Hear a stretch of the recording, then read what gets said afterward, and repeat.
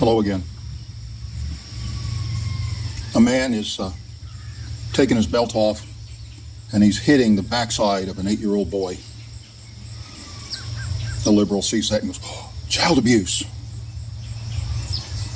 A decent, upstanding Christian man sees that and says, he's being a father and he's affecting discipline in his family. They both receive the same information. And then it got interpreted by something. My son just got done reading some David Hart book when we were talking about it, and talking about the idea of empirical knowledge and the problems with it.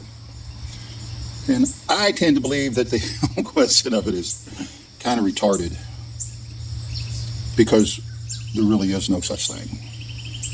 Your eyes work. They do not see anything. Your eyes are like antennas. If you just have an antenna, you don't get any sound out of your radio. Now, what your antenna picks up is information. It has to go through a machine and be interpreted and translated into the sound you hear out of the speaker. And in the same way, your eyes pick up information, goes into your brain, and is then interpreted.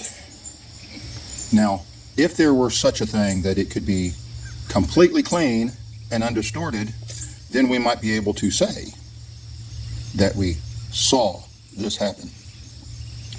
But your brain does distort it. Just like the two people watching that child getting spanked. We are all bent. That is what happens with original sin. All the descendants of Adam. We are all bent. We don't have access to what is thought of as empirical information, because it's all skewed. Because we are skewed. So the idea that you can observe, gather information, and put together the truth of something is just mythology. Lawrence of Arabia prayed, "True is the view from your throne, O God. Convenient is the view from mine." What is the truth about anything? Who can get absolute empirical information about a thing or a matter? Well, that would only be God, because he's the only one who, at the front, understands a thing in the total of the reality of creation. Say a pebble on Pluto. How is it related to that can of Coke sitting on your coffee table? It is, because they both exist in reality. But how is it related? We don't know. So we don't know enough about that pebble on Pluto to gain the truth about it. What we need is to understand through God's eyes. You see, we interpret everything according to our framework of what we think reality is, of our framework of ethical values.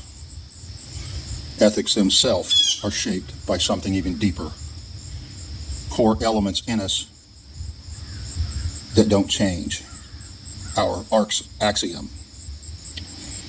And we need to transform that Ark's axiom into the way God views everything. And then we can shape our ethics, and then we can shape our morality, how we play out those ethics in everyday life.